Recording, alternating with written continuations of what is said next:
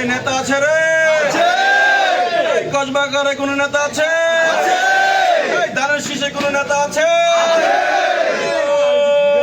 সেই নেতা মুশিক ভাই, মুশিক ভাই, মুশিক ভাই, মুশিক ভাই, মুশিক ভাই, মুশিক ভাই, মুশিক ভাই, কসবাতে মুশিক ভাই, আখাউড়াতে মুশিক ভাই, রব উঠেছে মুশিক ভাই, গ্রামেতে মুশিক ভাই, গঞ্জেতে মুশিক ভাই, বাজারেতে মুশিক ভাই, রব উঠেছে মুশিক ভাই, ধানের শীষে মুশিক ভাই, 12 তারিখ মুশিক ভাই, জয়ের মেলা মুশিক ভাই, পর্বে গলা মুশিক ভাই, তারুণ্যের প্রথম ভোট, তারুণ্যের প্রথম ভোট, ভোট দিব কিসে?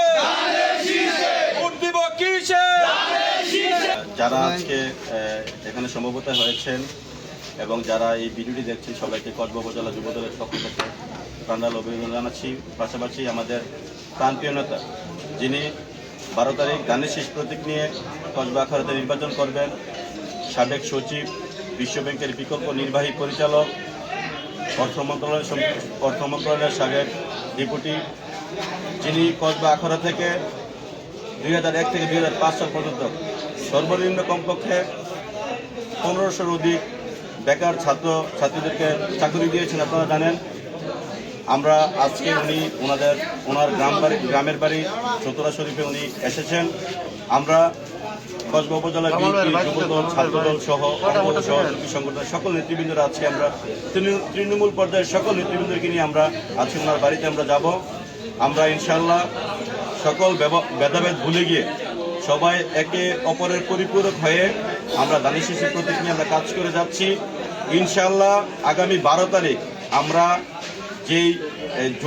যে জয়ের যে জোয়ার থাকবে এটা আমাদের অব্যাহত থাকবে। পাশাপাশি আমরা প্রত্যেকটি ওয়ার্ডের প্রত্যেকটি গ্রামে আমরা ইতিমধ্যে আমরা নেমে পড়েছি, আমরা ওয়ার্ক করছি মহিলাদেরকে দিয়ে এবং আমরা যারা পুরুষ তারা সবাই।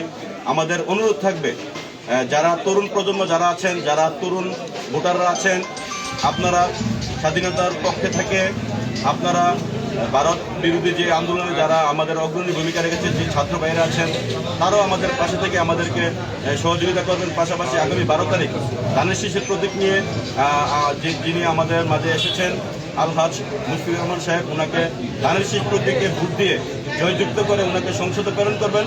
এবং ইনশাআল্লাহ গতকাল আমি একটি নিউজ পেয়েছি, যদি উনি এমপি হতে পারেন ইনশাআল্লাহ উনি মন্ত্রী হবেন।